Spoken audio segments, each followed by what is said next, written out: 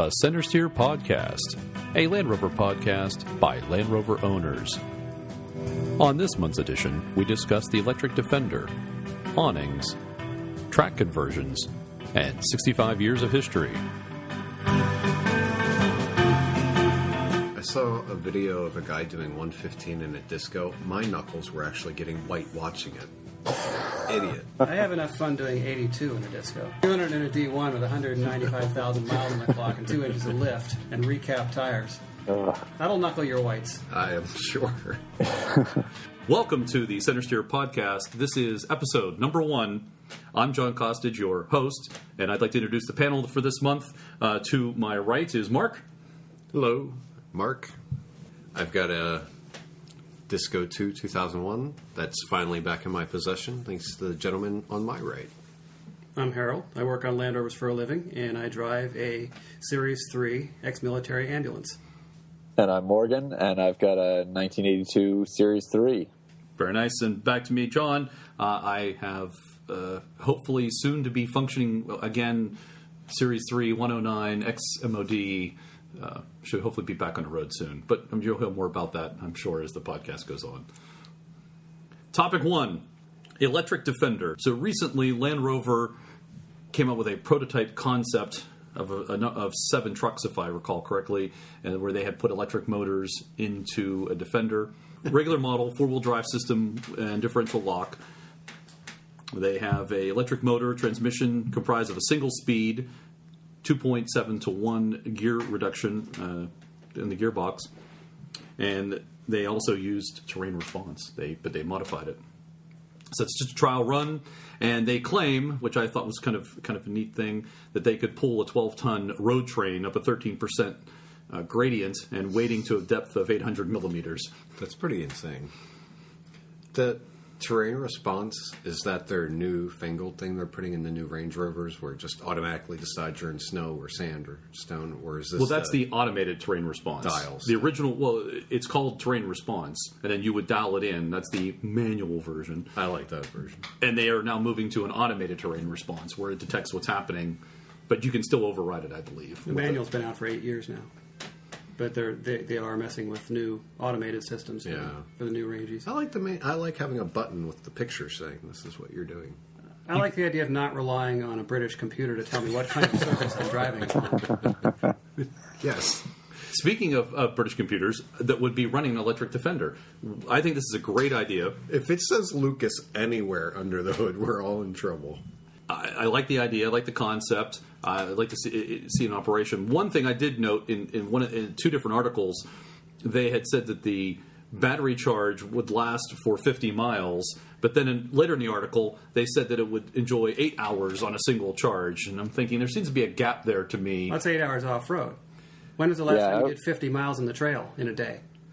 Is that what they were trying to get at? It wasn't clear. In low-speed off-road operations, you get 8 hours. In other words, you're crawling for a little bit, then you're stopped waiting for somebody to get unstuck, and then you're crawling a little bit more. That's not bad. You get a day's worth of play. Exactly. I would imagine that on their test track, it's like they drive around for 8 hours, and that's all they've got. But they're certainly not hitting 50 miles. That would be a really fun job. That would. I think so. I could do that. Do you like the idea? Do you like the concept? Do you think it's going to go anywhere? I mean, these are only 7 vehicles that they have temporarily produced. Would you drive one? Would you want one? I would definitely drive one. I think they've got the timing right. Everybody's really into it now. There's more of a push for it. We're seeing more diesels here, so everybody's worried about the economics of gas. So I think it's got some, traction to move forward. Well, I think ultimately everything's going to be electric in a few decades anyway. So, the sooner they get started working on it, the better. I think they're still a ways away from it being really commercially viable, but they've got to start somewhere. That's true. Certainly, I'm glad they're starting. Be interesting. That might be a good way to keep the current Defender, the current Defender, exactly, by kind of repurposing it into some other form. And I'd like to see even more of a hybrid with a diesel genset on board to recharge the batteries. So my big problem is you're going to spend those 8 hours on the trail. Then what are you going to do? You're going to go back to the campsite where you're going to run a generator all night to recharge? Right. Flexible solar panels everywhere. Yeah, and still sit and wait for a day for it to charge. Moonlight. Yeah. But Yeah. although the Defender is uniquely appropriate, I guess, because it generally has a flat roof, and you could put you have those nice roof racks you put on top, and you could lay yourself solar panels right on there. Actually, what you need is a doormobile so you can tilt the top up and chase the sun. I like it. And then put a gyroscope so that it follows the sun. There you go. Exactly. I like it. Well, what problems do you see with it? Certainly, you got the charging issues. You have recharging issues. How long's going to last? And then if you're dead in the water, you got to wait to get charged up again. Whereas it's easier, gasoline or diesel, you get a can and. Yeah, you can't get a can of electrons and pour it in the tank. Yeah, I would have to see all of the innards of it before I would be comfortable with it on the trail. I think everybody and their brother knows something about a petrol engine. So That's not always a good thing. It's not always a good thing, but if you're stuck, you've got a fair chance of getting out. When they pop the hood and they see an electric motor there, you're kind of screwed. The average Joe Schmo truck driver and tow truck guy is not going to help you out. And the range is, for me, would be an issue. I'd need a bigger range. I think that's pretty much the case, though, with all current electrics. But, I mean, for a test case. Yeah. Although it seems a hybrid of electric and some sort of diesel or petrol engine might be the ticket, at least for the interim future, so that you can have that range, but you can also have the benefits of electricity and not being tied to gasoline or diesel. I agree. I love the fact that they're doing it a Defender and not a Evoque, all nice and round and everything. I think it's a lot easier for them to fit in batteries and all of that under the hood and bodywork of a Defender. It's nice much and easier modular. place for them to start. Part of why the Defender's such a cool truck, because you can do anything you want with it. And why we should keep that design around. Exactly. That's a topic for another podcast. Yes, we'll have that conversation. My big concern with the electric Defender commercially would be the durability and the replacement cost of the battery packs. Ooh. My problem now with hybrids and electric vehicles is that the battery pack is worth more than the vehicle it's installed in.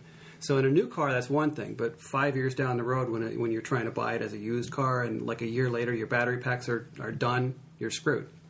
Didn't Tesla have an issue for a while where if you ran the battery completely dead, it basically bricked the car, and you were out. That was it. I hadn't heard that one. I'm pretty sure. I'd have to look it up, but I'm pretty sure Tesla had an issue where Sounds like internet legend to me. totally killed the battery. The car was dead. Fried the I think- computers? No, it bricked it, and you could not run.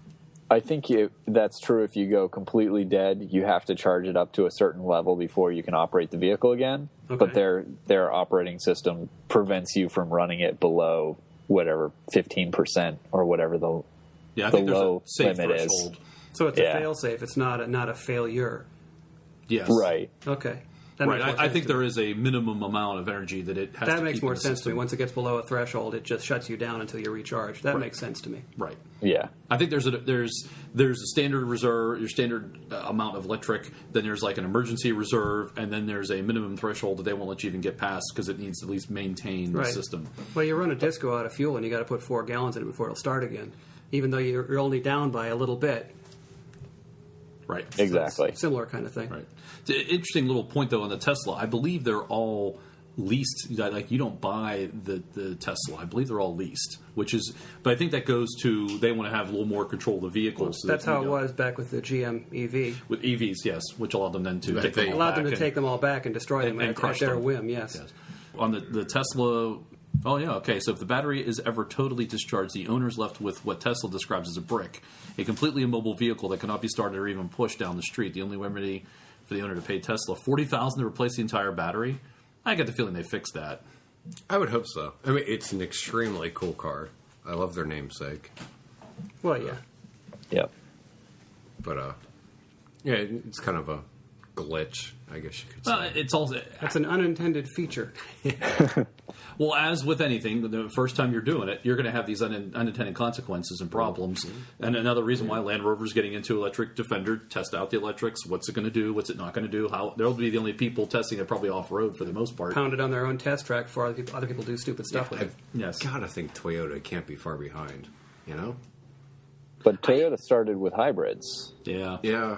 Does Toyota do any electrics besides the hybrids? I've not heard them do any. Don't know that they have any full electric stuff yet. Yeah. No, and But are they coming out with a plug-in hybrid? They might be. I think they have the Prius is its own line now, and there are like 6 different Priuses. Yeah. I mean, there's like a full Prius that's all electric.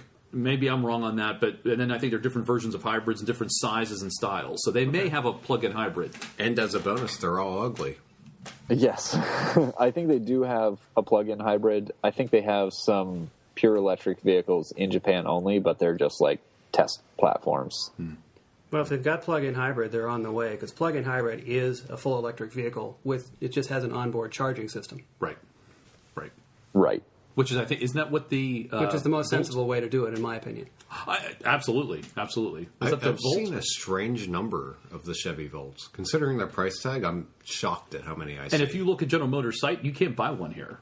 Really? I believe the last I looked, and this has been maybe 6 months, but I think if you look at Pennsylvania, which is where most of us are located, you cannot technically purchase one here. And I think you could buy one elsewhere and bring it into the state, obviously. But I don't think there's a dealership. That's probably the way to phrase that. There's a dealership that actually will sell you one or maintain it.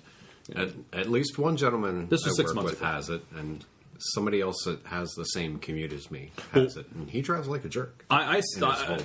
Where I work, they have an electric charging station across from my office, and there are at least 4 there. I'd say on a routine basis, not necessarily every day. So there are. I've seen them. Well, Drive where you by. work, I wouldn't be surprised by that. True. Exactly. Where I work, that would be shocking. That's true. Yes. And where Morgan works, be even more shocking. I don't know. My boss actually built himself an electric motorcycle with a sidecar. Yeah.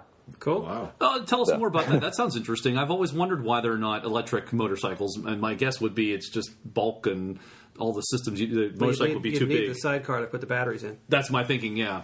There's actually a company called.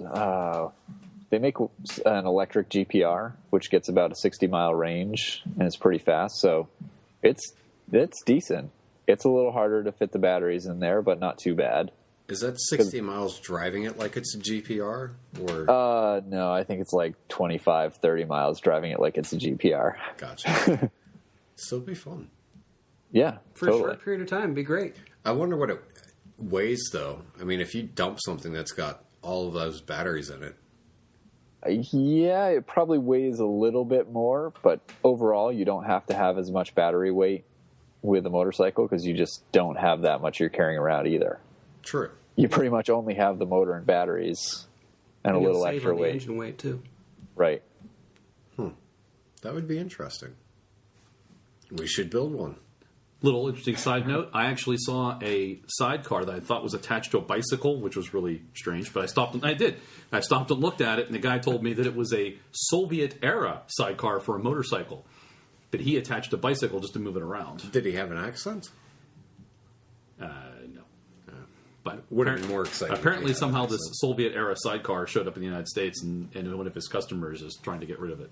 Yeah, I saw the picture. It looked like a recycled ammo box. It did. That's what it was, and that's what he said. It was an ammo box. It was pretty slick. It's got a leather cover on it. No, the clips were simple. They wanted $1,000. Like, yeah, right. No, it's not, I don't care if it is Soviet era. There was no paperwork to even confirm it, and there's no markings to even look like it might have been Russian. But Was it running? it moves. No, it wasn't But no, Russian. there's no motorcycle. It's just a sidecar. Strapped to a bicycle for mobility purposes. Now I see. Send a Well, that bicycle could with be a sidecar. Russian. Yeah, maybe. So, final comments on the electric Defender, Mark. I like it. I drive it. I'm glad they're testing it on an old Defender. And you have what are your concerns? I don't know if it's really a legitimate concern, just the range, but being a test, it's probably legitimate. I like it. I'd like to play with it. I'm anxious to see what they're able to do with it, and I'm also waiting to see what advances in battery technology will really help this to take off. That is certainly a big problem with the whole industry, is that battery technology isn't really there. Absolutely. Morgan. And I would love to have one. I'd honestly love to take the drivetrain out of it and put it in a series, because you don't really want to drive a series more than 50 miles anyway. So I think it would be perfect. Good point. Stop testing it. I'll take it as is. Exactly. And that's the end of our podcast. He said the phrase, I don't want to drive a series more than 50 miles.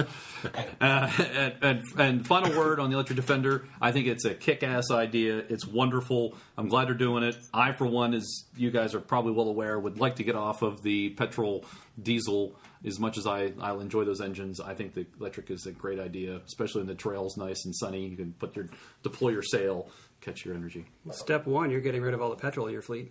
I am...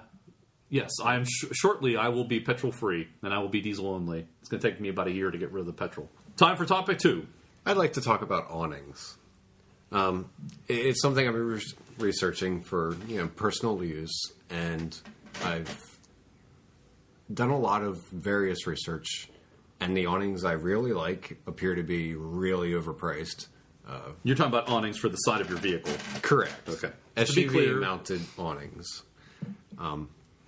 The one I like the best design-wise is the Hannibal awning. It deploys with basically 2 support arms that fold out from the side of the vehicle and fully support the awning. So you don't have any, support poles. There's no guy lines. None of that. You could actually drive minimal speeds with your awning deployed, and it's fine. That's actually part of their advertisement, that you can reposition it. That's a Hannibal awning. You can drive up to, say, 5 miles an hour. I don't think they give it a mile per hour, but they tell you can reposition the vehicle with the awning deployed, which in some situations would be pretty handy. I can see that. If you're at a campsite and you're needed to redeploy, sure. Right. I like the lack of tripping hazards. Exactly. That's the big thing, I think, is a lack of tripping hazards. It's a lack of tripping hazards, and it's a much faster deployment. The other one I saw that I was pretty impressed with was the Easy On. From everything I've seen, those are basically the only 2 brands really that have the design down nicely. Did you look at the one I sent you? I did, and I forget the name of it now. It's Camping Labs. Camping Labs. There's a guy in our club that had one of those, or still does actually, on the side of his disco, which I thought was. We used it once at an event that kept us from melting. It was July, and we deployed the awning off the back of his disco, had the door open, and we were protected from... Yeah, just Vintage over Grand the Prix? back? Yes, at the Vintage Grand Prix, yeah. Just over the back? Yes, actually, it was... Okay. It's only, 4 feet, maybe? He had one of the smaller ones. It's just a rear-mounted one on the tail. So the Easy On has a very impressive lineup of different awning configurations. The standard awning to compete with the Hannibal. The design looks generally good, but you still have support poles, and that kind of ruins it for me. I don't want to have support poles, and I definitely don't want to have to be tying out guy lines. So what is the? Let's get down to brass tacks. What's the difference between cost in no poles and poles? I suspect that no poles has got to be way more expensive. Shockingly, it's not that bad. Hannibal, if you don't add any of the canvas walls or the floor or any of that stuff, which basically makes it a second tent, it starts at $675. Easy On is $630 for approximately the same size awning, and it still has support poles. Yeah, but the Camping Lab was like $250 for... Camping Lab requires support poles, guy lines. It actually comes with all of this because you need it. From what I saw, it has no support between the vehicle and the end of the awning. So you basically pull the awning out, put down the poles, and then you have to guy line it. So the poles become the support. And if you have any wind at all, those poles are going to get, wobbled around. Your guy lines are going to get pulled. Unless the guy lines are properly put. You need 2 per pole to properly secure. And if you're doing something like I am next month on the beach, you're kind of stuck because guy lines don't work very well at the beach. Okay, so your specific use case then is you're going to be at the beach, and putting guideline downs in sand is not the best, and having tents or stakes is not the best. So you're looking at something that's not attached to a pole. If I'm going to attach something to my rack, I want to be able to use it at every scenario I can think of that I'm going to be in. So I don't want to have to deal with support poles. I don't. If you're something like the Vintage Grand Prix and perhaps you're not on grass or over pavement, you're not going to be able to stake down into anything, and support poles may or may not actually work. So the Hannibal seems to win hands down for just the standard awning. Easy On also has one they call the Batwing, But for the record, it's just a cool name. Yeah, I like it for that reason only. Exactly. Like, how much? I'll pony up immediately the money. You're about to like it even more. Like Easy On, Hannibal also offers one that comes out over the back. So you could have one over the side and one over the back, and you've got, that pie-shaped wedge there with nothing. Oh, there you go. That's another good word he likes. Pie. Easy On has come out with one that deploys out over the side and then rakes all the way around over the back. So you have complete coverage over the back of the vehicle, all the way around to the side. It's for a price tag of $1,300, starting at no supports. It has poles. So it curves without supports. It curves without supports. It swings out through an arc. Correct. It swings out through an arc, and it has... Can you pull up a picture for us? I can, in fact. Is it sort of corrugated in that way so that it didn't... the folds... It didn't look like it was corrugated, but it did have 3 or 4 supports that came out with it that went straight out. And that was enough to support it, and it has support poles that were optional depending on your use. So what kind of there we go. How does it hold up in the wind and in the rain? And for our listeners on the podcast, we are on their website, which is difficult to read, but we will have it in the show notes. I guess I got to come up with show notes now for a link to this. Looks like it's in South Africa. For a transcript of this podcast, please send a self-addressed stamped envelope too. But it is the Batwing. No, scroll down a little bit again. What was it? It's the Ezi Awan Bat 270. That actually is very slick. It is very slick. It goes from the side of the vehicle and wraps all the way around. It's not a curve, but it is in fact square. But there are supports that pop out. Yes. So you're saying $1,300 for that thing? Yeah. And wow. 4 supports, and the optional. Just to be aware, to be clear for the listeners, is the supports come out in a fan fashion and are over they become a roof over somebody standing underneath, and then there are supports that can pop down, probably for higher wind situations.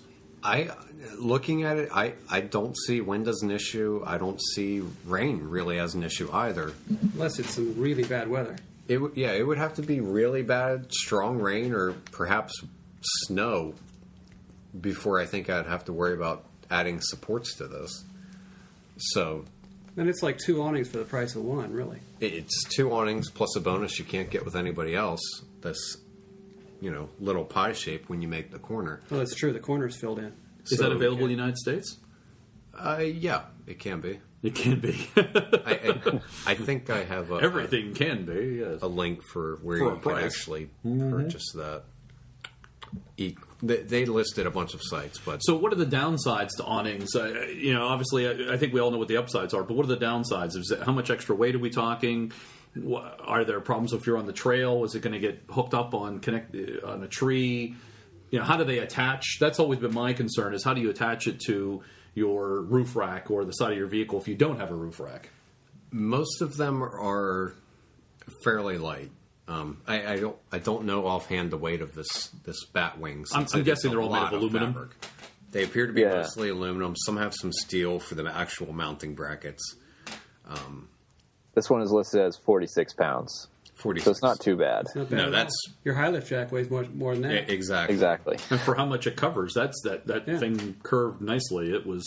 It's fantastic. It's just it's more than you could pick up a Disco 2 in bad shape for. So. And you should know. Yes. As we all pause to laugh at me. No, not at you. We're laughing with you. The only thing I see prohibiting them is their cost. The Hannibal's fantastic. It's expensive. I would really want to get the whole kit and have the side walls, whether it be no CM mesh or canvas. And that's $1,100-$1,200. With the Easy On, it's the same thing. You get the one you really want, you're out $1,300. Oh, Easy On. That's what that was. I looked at it, and it made no sense to me. It's called Easy On. Yep. Yes. It's phonetic. Okay. And I think that's the biggest holdback point. Under, say, $400, there are many, many brands. ARB has it, and so does everybody under the sun. They all have support poles. They're all basically the same material. I don't think any of them are really an issue on the trail. They all seem to have pretty good covers over them. Hannibal's probably the beefiest.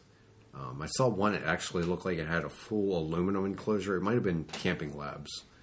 But they all looked well protected. I don't think there's any concerns about how it's going to affect your trucks, top heavy or getting through the trail. It's as long as you remember to put it away before repositioning your vehicle. Unless you're driving the Hannibal or something about support poles where you can reposition while it's extended. But make sure you put it away before you go into the woods. Yes. Especially if there are trees. Yes. Yeah. So that said, it brings us to the. But you know what you could do, tie into our previous topic, you could deploy your awning and have solar panels on there, and boom, you're charging your electric truck.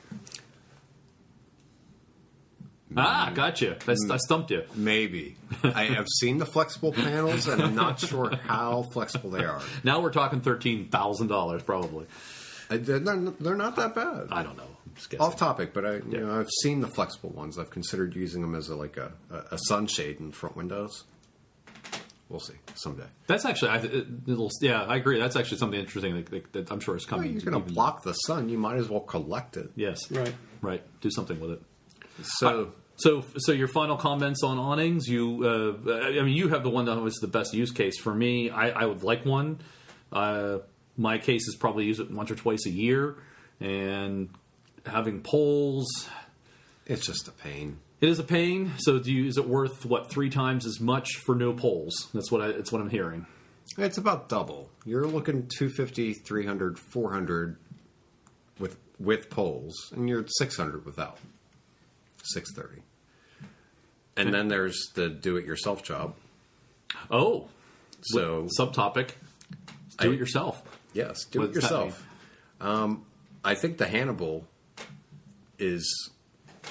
they appear to be the only ones that have their design, which makes no sense to me. It's a very simple design. It's very beefy. It's going to last forever. That could be duplicated really easily. Easy On, actually, their whole Batwing design, it would be a little more complicated, but still could be duplicated. You'd have to have somebody that was a bit of a seamstress, I think, to cut the awning for you. Or you could steal an awning off an RV or even the side of a house if you can find one short enough. Well, I guess it leads me to you brought up RVs. Are there existing RV options that can be retrofitted to a Disco or a Defender or... There are, but so far all of the ones I've seen are a good 4 foot plus longer than what we could stick on the side of any of our vehicles. So be some searching to find one that would fit. Gotcha. But it's definitely an option I'm going to be looking into since I can't see $1,300 for the awning I want. Anybody have any other comments? I don't think I'd use an awning enough to justify the cost, so I don't have a lot to say about it. Well, you're going to be helping me build it. I mean, the Batwing one looks nice. I mean, that one looks nice enough that you could, get a flat tire in the rain, flip it out, change tire, Now, there's a use case I had not thought of. But otherwise, I personally don't really have get that tire the use changed for it. before you'd have the awning up. And there's that, too. Yes. Awnings, final comments. I want one. I'll likely end up building my own. Harold, anything? I don't think I'd use it enough, but they're interesting, but they're not for me, but I like them. Morgan? And I don't really have the use for one at this time. The Hannibal and the Easy On Batwing certainly look like the nicest options. I'd agree with that. For me, I actually would like one for 1 or 2 events a year, and that Batwing looks very interesting, but I don't know if I can justify the cost for We could build to it half the price.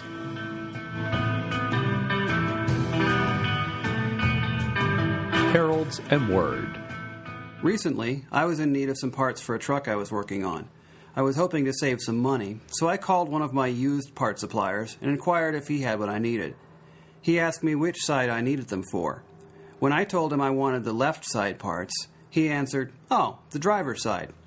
"Well, that depends on the vehicle you're pulling them from, but I need the left side." He told me that left and right are confusing. Really? This guy calls himself a professional and he doesn't know left from right? I took a moment to digest the ignorance of that statement and decided it might be time to look for a new supplier. The terms driver's side and passenger side depend entirely upon vehicle configuration. Generally speaking, most vehicles can be classified as either left-hand drive or right-hand drive. As you might think, the driver's side of a left-hand drive vehicle is in fact the left side, and the right side is the driver's side of a right-hand drive vehicle. Most passenger vehicles sold in North America are left-hand drive, and vehicles made for sale in England and a few other countries are most likely right-hand drive. While these are by far the most common configurations, there are also some other possibilities. For instance, in the McLaren F1 supercar of the 1990s, the driver sat in the middle and was flanked on each side by a passenger. Thus, both sides are the passenger side, and neither is the driver's side. Likewise, the original Land Rover prototype had no driver's side, as it was also center-steered. Most open-wheel racing cars, like Formula One and IndyCar, are built on a single-seat chassis, and as such, both sides are the driver's side, and neither side is the passenger side, since there is no passenger. Both sides are the driver's side of a motorcycle, but if two people ride it, then both sides are also the passenger side. Confusing. Yet there is a left side, and there is a right side. Left is always left, regardless of where the driver sits. When someone gives you directions, they don't say, "Make a driver's side turn at the next corner." No, that would be silly. Instead, they tell you to turn left, and you understand what they mean. When you make a left turn, you cause the vehicle to go toward its left side. Left is left. Some people try to tell me it depends on which way you face the car. I tend to think these are people who don't know left from right very well, so I ask them to hold up their left hand. I then ask them if they're sure they have their left hand raised, and perhaps if they might want to check their shoes for an L and an R. They're sure they have it right. I ask them again if they're sure, because from where I'm standing in front of them, it looks to me like it might be the right hand. They tell me it's their left. Okay, now I walk around to the side, where the hand appears to be neither on the left nor on the right, but sticking right out at me. "Are you sure this isn't your front hand?" They shoot me a dirty look and tell me it's still their left hand. By now, some people are getting the point I'm trying to make. A person's left side is always the same, regardless of which way they or anyone else are facing. Well, the same is true of vehicles. The left side is always the left side. Why is all of this important? Because communicating accurately and efficiently eliminates confusion and saves time. If you take your ride to a shop, you need to communicate what's wrong as accurately as possible. Like, for instance, there's a rattling noise on the left side. This way you don't waste the technician's time looking at the wrong side. Now imagine you're restoring an old Land Rover that you imported from England. You need to replace the fender, or wing as they say over there, so you make some calls and fire off a few emails.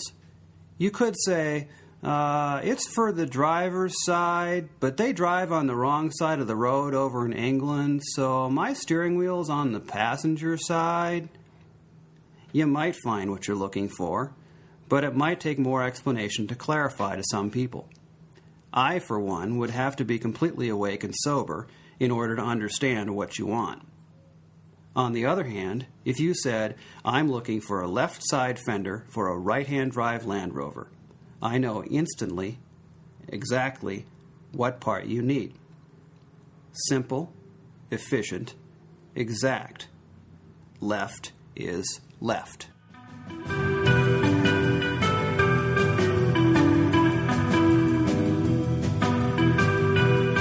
All right, now it's time for topic 3. Morgan. Yeah, I have been looking at tracked Land Rover conversions for a while and drooling over them. So I wanted to go over that for a little bit. Basically, it all started way back in the, 58, I think. Cuthbertson started converting the Series 1 Land Rovers, and they did so through the Series 3s. And more recently, lots of people have converted Defenders using the Matt Tracks conversions. Obviously, the Cuthbertsons were actual conversions. They changed all sorts of hardware to make it happen. But the Matt Tracks are a bolt-on. They're fairly universal for all sorts of heavy-duty and light-duty vehicles. Cuthbertson is actually still around, but they don't do anything Land Rover related anymore, so that's kind of too bad, but kind of cool to see a company still around. The main thing is just that, with tracks, not only does it look badass, it's pretty impressive in the snow and on loose soil. I get a lot of snow up here in Vermont, or used to. I would like to see more. But yeah, just having that ease of driving in anything helps with, get a higher lift on it automatically. Lower speed limits, pretty much don't want to drive on pavement with them. The Matt Tracks you can. But yeah. Why is it you can't drive on pavement? Is because are there metal spikes that go into the pavement, or I guess I'm not as familiar with Matt Tracks. What makes them?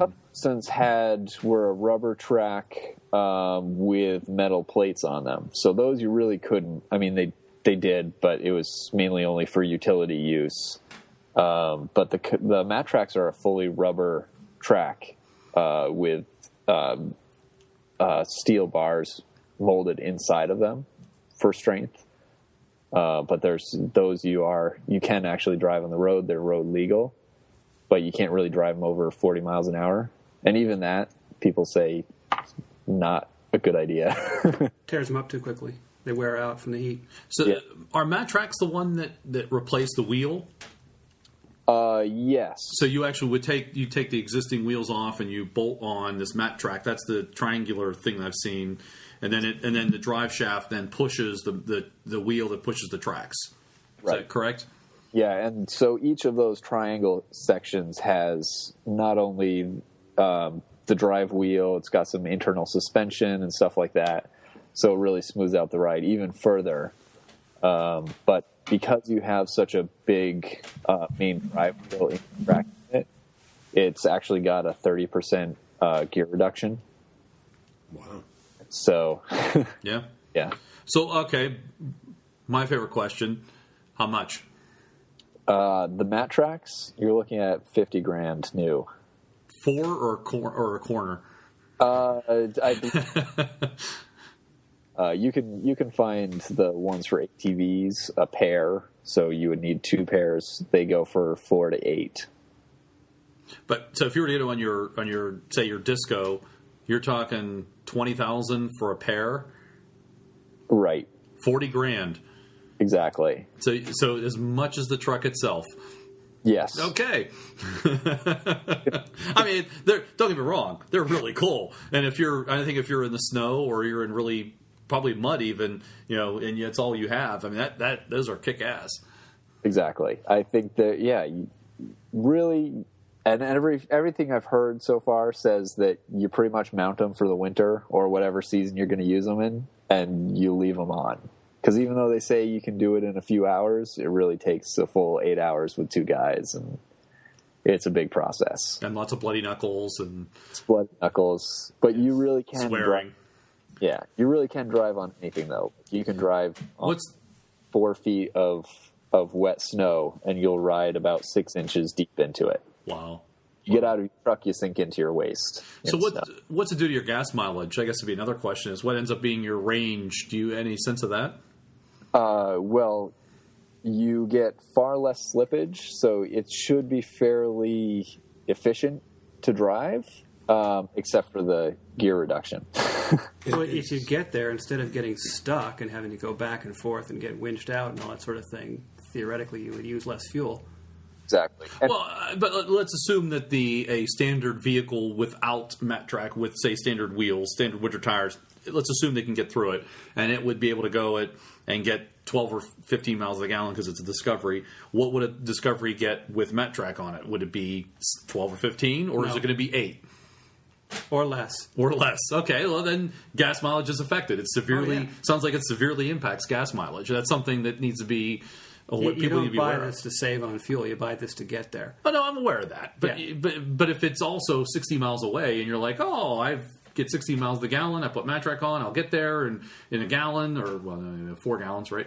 And with Matrac, no, you might not, Right. Because it's too far away, and you didn't take into consideration the reduced gas mileage. I assume your speedometer is not accurate anymore either. I would not after think so. Strapping these on. I don't think it really matters. Of course, it doesn't matter, but You're never gonna- these are valid points because the average person's not going to buy this, but the average driver, if they were, unfortunately, they probably think everything's going to be fine and that nothing will be affected. But I want to know what it does to your ABS system or your traction control. interesting, you might have to wonder if you have to disable that pull or relay, and Maybe. I don't know. because wonder what. Honestly, everything I've read has said that you pretty much won't even touch your brakes again because it changes the gear ratio so much. So I don't think the ABS brakes is really a problem. But in terms of traction control, since it is running off the same drive system and it's not really going to slip as much, I doubt it would be too much of a problem. Okay. So okay, that's a good question about the braking. So is braking a sense of not using the brake but letting up on the gas pedal, and then it's going to slow down naturally, or Right. if not stop because of the gear reduction. Gear reduction and the added resistance to the drivetrain. All right, so there's a plus. You're, well, of course the brakes aren't connected, but at least because you don't have because you've replaced the wheel. You haven't removed the brakes or anything. Oh, from the there. brakes are still in there. Yeah, you're right. Yeah, This is only just bolting onto the hub, and Yeah. it's got a couple extra pieces that bolt onto the frame for stability. So Do the brakes actually connect with anything still? Well, they would stop the hub from turning, They which would stop would the hub then, from turning. in essence, stop everything else from turning as well. right. But what he's saying is there's enough drag in just pushing this thing through the snow that when you back off, of course, you have more engine braking too because of the gear ratio. But then it's just going to slow down and stop, like cutting the power on a boat. You don't coast very far. Yeah, you have a lot of resistance, essentially. Right. Exactly. Interesting. So, are there other options besides Matrac? Yes. Actually, Mark pulled up a really good one. What was it?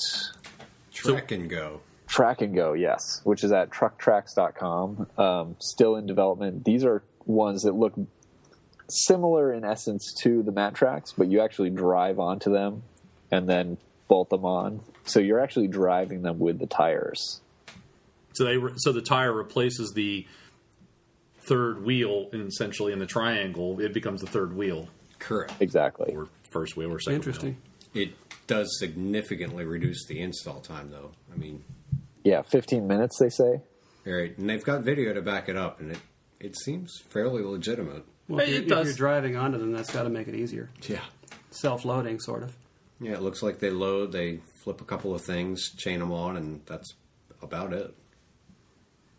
Although it's a kind of a two-person job, and you got to line it up right, and I'm sure it'd take you a couple tries to get it to work right, because you'd have to drive up on both of them equally at the same time, and if one's off a little bit, it may not, it might skid a little bit till you get caught up. And Well, it does. It has ramps that attach to the track itself. It kind of pivots down off of them, so you just shove the ramps under your tire.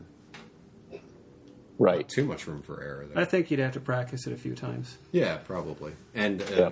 I just noticed this. I think so when does James Bond get this for his? His self-deploys. Yeah, his comes out from underneath the wheel arch somewhere. Of course it does. I forgot. My apologies. I like to apologize to British Secret Service. Plus, they have those tires that the spikes come out from inside the tire and just stick out. Those are real. Those are real. Yes, they are in fact are real. Self-studding tires. Yes. Yes. BMW Alrighty. doesn't BMW use those? I don't know if anyone's actively using Well, them I yet. apologize. I think I saw them on a BMW used, but they hit a button and it deploys them. Yeah, it has a secondary ring inside the tire with air, Okay. and you click a button, it pressurizes that, shoots the studs out. Okay. It's fantastic. But on a British vehicle, I can see when you retract those, you now have massive leaks. Well, it's possible. One thing on this track and go, and I assume Matrax is probably even worse, though. It's saying they weigh 325 pounds apiece. Wow. So, The mat tracks might be a little lighter, but I think they're still going to be close. They might be like 250 a piece or something. yeah.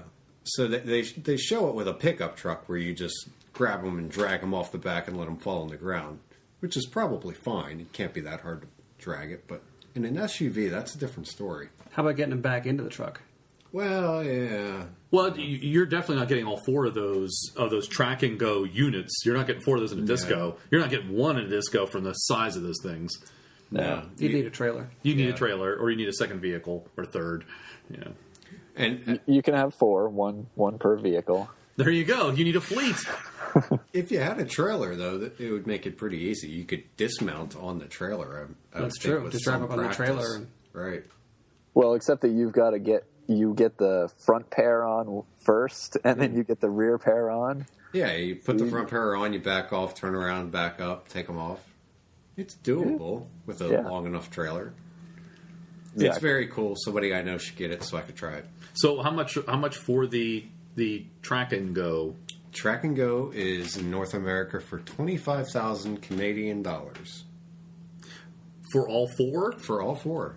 Yep. So it is a price drop, and it's quicker to get on. And it has all the same, basic limitations as the. So what are the downsides?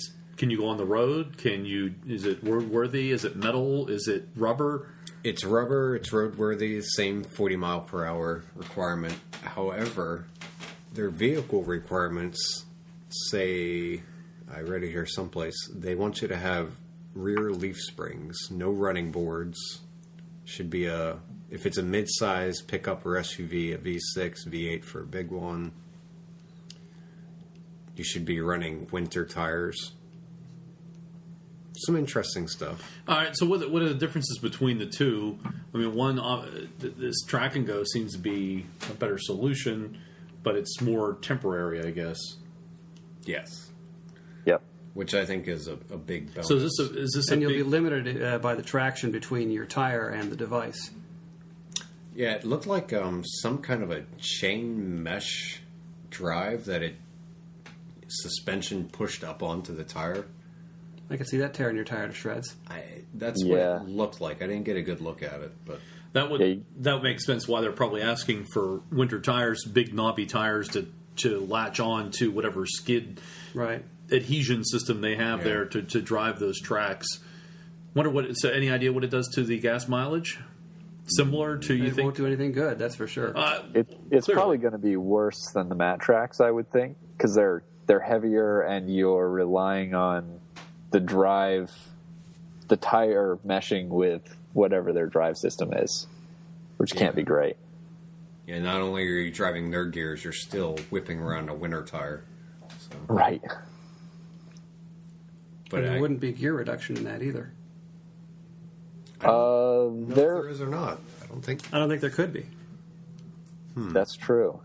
No, you're right. It's just going to be your tire because your tire is the gear If reduction. your tire is driving the track is going to continue to drive at that same speed when it reaches the road. That's true. There's no gear Well, mechanism in between. Except that they've got to have some kind of gear mechanism in there.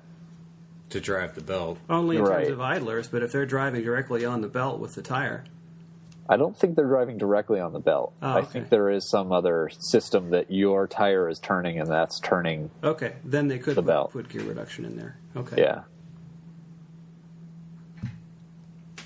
Looks very cool. Apparently, it won't go on a disco. Of course. Would go on your trucks. Right. Yes. Well, wouldn't go my Defender. I'm not sure why they want leaf springs. They might want it purely because they're showing people carrying the tracks in the back of their truck. Oh, gotcha. Very possible. Yeah. And even if you're towing, that's going to be what, almost 1,400 pounds or something? True. And actually, I think I saw a shot of them on a Hummer. Are those leaf? No. So there you go. We'll strap them on anyway, see what happens. Exactly. Well, which kind of Hummer? It talking looked about like an H2. H2. Oh, Maybe well, an that's H3. leaf spring. Is H2 is leaf spring. Because that's not a Hummer. That's a Chevy. It's a Tahoe. I figure we It's a could Chevy try it. Tahoe. What's the harm? Sure, go out and get a set, Mark, and let us know how it works. Why don't you can be our field reporter? That's right. You want to throw down the $25,000? I'd gladly help you try to figure them out. Yes, I'll be there to videotape it for you. I'd like to strap a GoPro on one of them so we can see the little track as it goes by while your wheel moves. It would be fantastic. That would be fantastic, yeah. I'd almost sacrifice a GoPro for that. And maybe we could get them to send us a demo. Sure. All right, final comments on track conversion. Let's start with Morgan. I mean, they look very cool, but they're not very practical unless you are really living in the mountains near nothing. Harold? I agree with Morgan that if you lived in the mountains near nothing, I think I'd rather just have a snowmobile. A lot cheaper. I could have a fleet of snowmobiles for the price of one of those. Mark? I agree with all the above. If I had the, spare cash with no better use, I would probably have to buy it. I'd say final word is they are certainly really, really cool. As probably everything we talk about is really, really cool. But big question is, how many miles can you go in one before the series truck falls apart? It seems there's a lot of vibrations. Steer clear of that 40-mile-per-hour limit. Yeah, I think you're doing 10 miles per hour in that. All right, so final topic for this month is 2013 is the 65th anniversary of Land Rover, having started in 1948.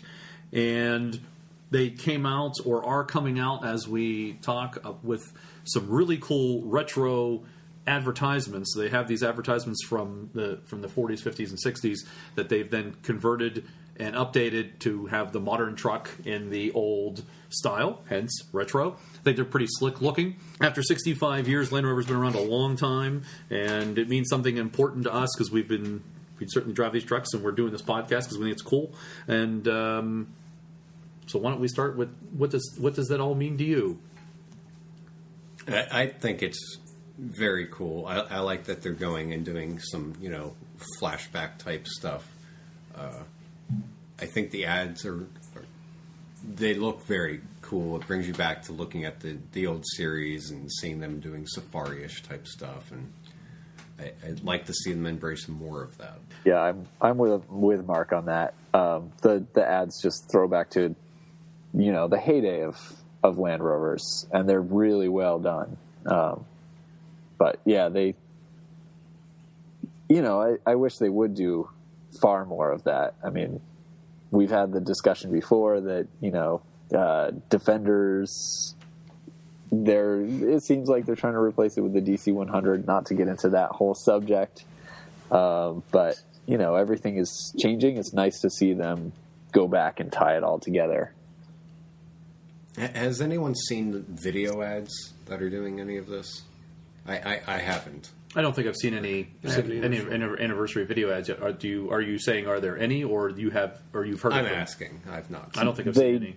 They did do one, and I think they just showed like a Series 1 and what was it? I guess it was an Evoque. Yeah. That's Together. true. They have, I think, to answer your question, they have included old heritage trucks in their video advertisements when they came out with the new Range Rover last fall or early this spring. I'm trying to keep track. They did show, a Rangy Classic, and even in fact, there's one ad that has all four, because I think there's been four versions, right? They've had all four major versions in one ad, which I thought was pretty slick. That would be cool. So they do keep track of the history and try to show it to you and remind people. That's in some ways, all they have at times. Well, I think that's really why a lot of us are into the British vehicles, too, is because they're about heritage and tradition and that sort of thing. So to see these kind of retro ads really helps to get a good feel of that. And it takes it all to what I think when I think of the 65th anniversary. You know, these are iconic vehicles. The ones that we, particularly the four of us here, like are usually the older ones that are kind of specific looking, unique looking, iconic looking. In fact, I have on the wall in my living room, I have a poster from the 50th anniversary year, and it's a Series 1, and it's kind of a, when you look at it, it doesn't need to tell you that's a Series 1. You know it's a Series 1. You can tell. And I think that's, to me, what is really neat about Land Rover is... Well, you know it's a Land Rover. You know it's a Land Rover. With no question. No Land Rover. And there hasn't been much that's changed in that. I mean, certainly things have changed, and they are going to change and need to change, and that's kind of a topic for another conversation. But in many ways, they've not changed. They have stuck to SUVs. They've stuck to four-wheel drive. Every Land Rover that has ever been made can go off-road. You can debate whether it's good, bad, or indifferent, and how well, and other things. But essentially, not every Chevy that's ever been built can go off-road. Not every Chevy that's been built can go high speed or fast. That whatever you think of Chevy or whatever you think of Vauxhall, if I can pull the British into it, those. Whatever you think of those, not all of those vehicles can do that, which is different than a Land Rover. Whatever those vehicles think, almost every one can do almost everything that it was designed to do. And they keep that in mind. The Evoque may not be the best off-road vehicle, but it can go, in fact, off-road, and it's been shown and proven to go off-road. So they have not changed much, and they've kept that style and history from them, which goes to heritage. Absolutely. And the three parts that are still in existence, from the Series 1 to the modern Defender. Which are? They're small parts. They're like brackets now. But okay. But there's still parts in continuity. That's still cool, though. I mean, that really is cool to know that. They didn't need to change it, so they didn't. Right. Because how many, I don't know, Corvettes, is there any, are there any parts in a Corvette that have stood what's Corvette been around for, 50 years? 60 years almost? 53 to... 53, so it's almost the same amount of time. So, 5 years short. 5 years, yeah. I don't even think the decals are the same. The name is the same. I think Corvette is about the only thing that hasn't changed. I don't know Corvettes enough to really tell you. No, but the point is made. It's how much has changed and what hasn't changed. And are they core or not? And even the series to the Defender, the number of parts shared there is still huge. I think it's new ones. It's actually 3. Well, there's 3 actual parts that are the same by part number. But then there's a lot of parts you can still swap over and they'll work. They may not have been the original part, but they still work. You can swap so many different parts back and forth. Exactly. Almost everything still has very close to the same bolt pattern or something like that to just dimensions bolt are the on same. the new one. Yeah. Positioning is similar. So I see your point then about... Yeah, the 300 TDI is based on the same casting from the original 2 1/4 petrol. Many of the parts will bolt straight across. Which is a wonderful thing. I might say personally, as one is hopefully plopped into the Defender. Yes. I would love to see them do some commercials along these, though. I'd like to see a new Range Rover, an LR4, go across a just built, tree bridge, or the 30% gradient testing, or even that Defender commercial from the 60s or 70s where it scales it's actually a series commercial. Dam. But is it a series? I thought they had one with a Defender. Well, Defender didn't start until 84? I guess it was the 89, thank 89. you. Yeah. No, but I think it was a Defender in that ad where it scales the dam. Yeah. Well, the guy's going to work. He's going to work, and he throws up the winch, and he doesn't throw it. He shoots it. Shoots it. That was fantastic. And then he climbs, and he drives up the side of a dam, and then drives away. Yes. I don't know how he crested it, but shh, quiet. No need to talk about that part. No, we don't. I'd just like to see do it with a LR3 or 4 Range Rover. Make it a Freelander in there. I'd like to see an LR4 doing all the farm implements. Yeah. Yeah. Pulling the plow, running the PTO-driven accessories that the farmers... I mean, that was what the Land Rover was originally created for. It would be very cool to see. And that is one of the things that has changed the most. As much as they have stuck with trying to do four-wheel drive vehicles this entire time, originally the Land Rover was, for the working class, everyday person. And now they're a little more upscale for most of their vehicles. But there's nothing that says you can't take one and go wherever you need to go or try to, Well, that's the argument for keeping the Defender. Yeah, it's great to see that they made it through everything. They're still there. That's true. Multiple changes in ownership and 65 years. Many companies don't last that long, and they don't preserve the heritage of their product that long. So it's impressive that these things have happened for Land Rover. Yes, yeah, that's true. I think that's an interesting point that needs to be drawn out more is, they have changed ownership multiple times, but they're still solidly locked into doing a certain thing, which is building a four-wheel drive vehicle. Yes, it's become a little more plush and a little more expensive, but that happens. And they have continued that they haven't branched into building a car or building motorcycles or something. They've continued to build that four-wheel drive and not worried about a convertible. Hasn't worked for all the companies. And that's true. It has not worked for all the companies. The first Land Rovers were convertible. What are you talking about? Well, in that sense, they were convertibles. Yes, I do apologize. I was thinking more of a standard vehicle convertible with a collapsible top that we all wore. Like a sports car. Like a sports car. Roadster, yeah. So, final comments on the 65th anniversary. We'll start with Harold. Great thing to see. I want to see 70. Mark? I hope it goes past 70. Morgan? Yeah, 75. I'm waiting for it. Final word. I want to hear 100, then hopefully, and I should be dead by then. What's that? Another 45 years? Yeah, I'm 85. I might be dead by then, so that might be too bad. So if they outlive me, that's not so bad. You get a 100th anniversary on your casket. Oh, that'd be cool. I get a little Land Rover symbol on my casket. Yes, the logo. Wow, and we've turned morbid. And a puddle of oil underneath.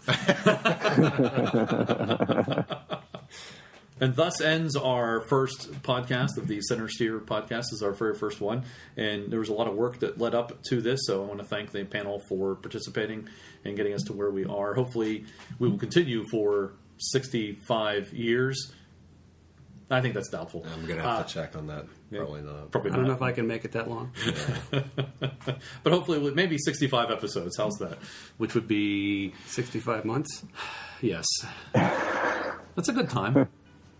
There's some longevity there. 5.5 years. Yes, and hopefully you, dear listener, will continue to join us in the months ahead as we will be back next month with episode 2 of the CentreSteer podcast.